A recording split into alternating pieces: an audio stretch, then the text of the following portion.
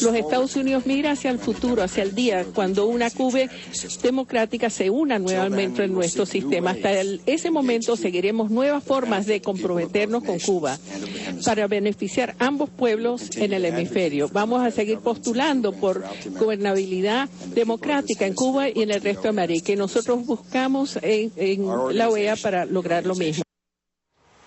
Este es el subsecretario de Estado para Asuntos del Hemisferio, que ahora va a ser sustituido por el profesor Valenzuela, pero aparentemente el señor Shannon ha hecho una buena labor y el presidente Obama lo ha dejado por un tiempo más prolongado del que se pensaba, y ahí está representando a los Estados Unidos. Embajador en Brasil. Embajador en Brasil, un hombre capaz. Usted sí, diplomático. capaz. Ahora subió. Embajador en Brasil. Muy bien. Me decía usted, embajador Diego Arria, siéntase parte del elenco, dígame. La verdad, gracias. La verdad, María Elvira, Carlos Alberto y Osvaldo, lo triste es que lo que se ha indicado estos días, que a los países latinoamericanos y del Caribe les importa mucho más intentar absorber en la historia a un proceso histórico que no podrá ser borrado, que preocuparse por los problemas de la pobreza, el desarrollo en América Latina. Y sin la menor duda, han dicho hoy, los problemas de derechos humanos, libertad, presos políticos nos tiene sin cuidado. Aquí es un problema de eliminar algo del pasado y no mirar al futuro, como ha dicho la propia señora Clinton. Y decir que el proceso se inicia por iniciativa de Cuba no es cierto, porque Cuba está diciendo todo lo contrario. Así que esa declaración en la resolución no se compadece con la verdad, y muy probablemente el primero que va a salir es Castro a decir que él jamás ha dicho eso. No, y nuevamente dirá mañana en otra reflexión que es un cuerpo putrefacto y que la OEA lo que debe es desaparecer. Y ayer el canciller de Honduras estaba diciendo que los crímenes que se han cometido en contra de Cuba, pero nadie habla de los crímenes que ha cometido el gobierno cubano en contra de su pueblo. Entonces... Bueno, en el caso de Venezuela, Venezuela fue una víctima justamente de la subversión apoyada por Cuba, incluso aquel famoso general Ochoa fue uno de los que ingresó a Venezuela. Alberto conoce muy bien esa historia. Eso nadie se acuerda, dígame. Así es, la invasión a Huachurucuto, la penetración de la guerrilla en Falcón, bueno, tantas muertes que le produjo a Venezuela la instauración del régimen castrista, y que con tanta valentía se defendió, y lo defendió Rómulo Betancourt cuando iniciaba ese proceso democrático. Déjeme mostrarle un momentico lo que dijo, déjeme ponértelo para que el público pueda entender bien cómo fue esta sesión en estos últimos 2 días y entienda cómo es que Cuba tomó por completo la agenda de este organismo. Fíjense lo que dice el presidente Zelaya.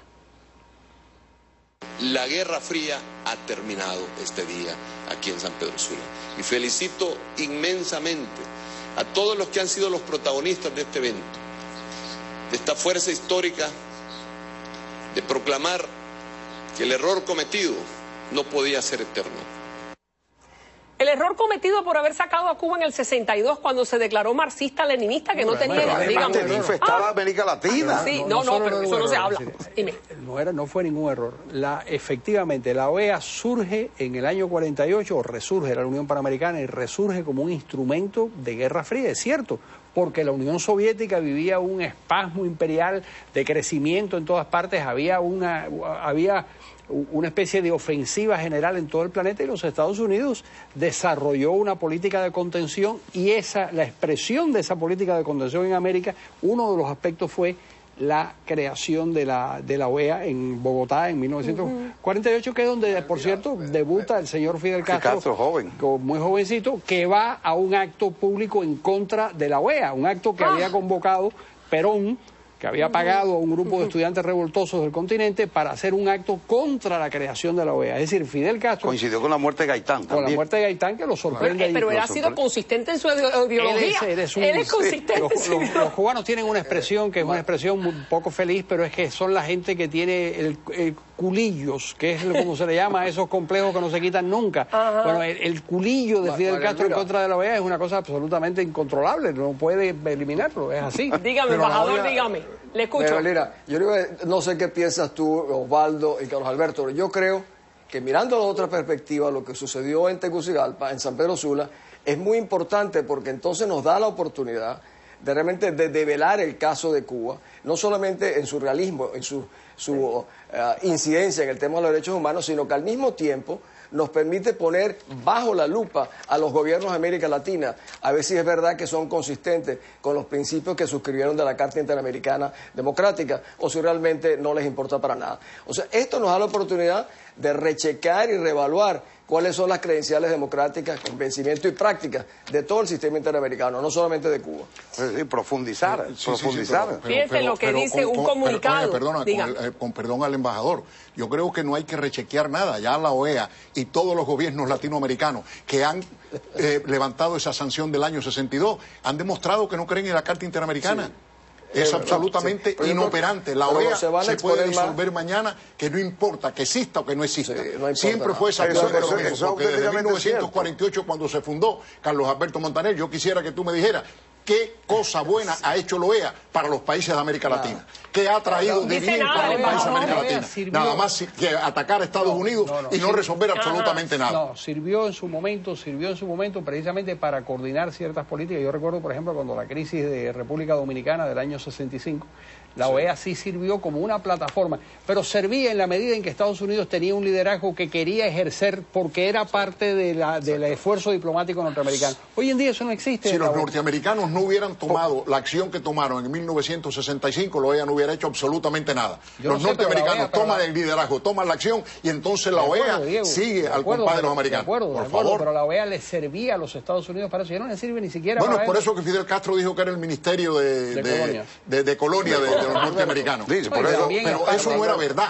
Eso no era verdad, porque en aquella época los países de América Latina tenían más dignidad y más vergüenza que lo que tienen todos los países de América Latina. Hay órganos de la OEA que sí funcionan muy bien.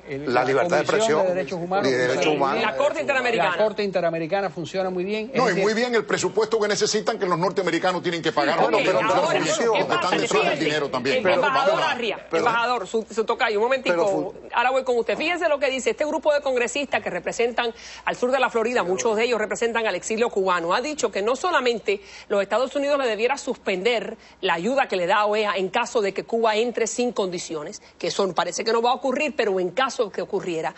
Pero no solamente van más allá, también dicen que en lugar de readmitir a Cuba, lo que tienen que hacer es expulsar a Hugo Chávez. ¿Está de acuerdo? Sí, pero fíjate, yo quería hacer un comentario complementario.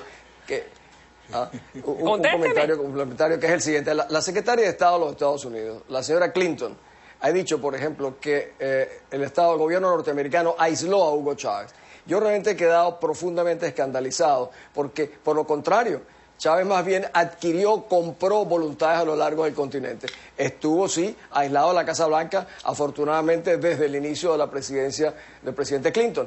Pero cuando tú ves este enfoque, realmente te preocupas a dónde apunta la diplomacia norteamericana. Y lo que dice Carlos Alberto es muy cierto.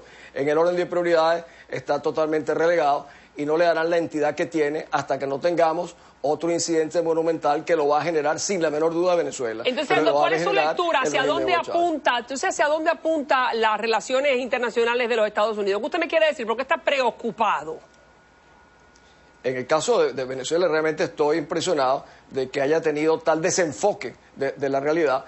Hoy veo también, han pensado que extender la mano es resolver los problemas. Cuando hay un exceso de confianza en sí mismo, de que piensan conversando como si la otra parte fuese una parte normal, cuando ya vemos, por ejemplo, que hoy el mismo Chávez dice que la CIA está involucrada en el tema de Posada Carrillo, y los Estados Unidos, en vez de protestar y decir, caramba, ese es un sistema de inteligencia, ¿cómo es posible que los Estados Unidos no digan ni una sola palabra? No le hacen caso, pero le vuelvo a preguntar, ¿usted cree que lo debieran expulsar?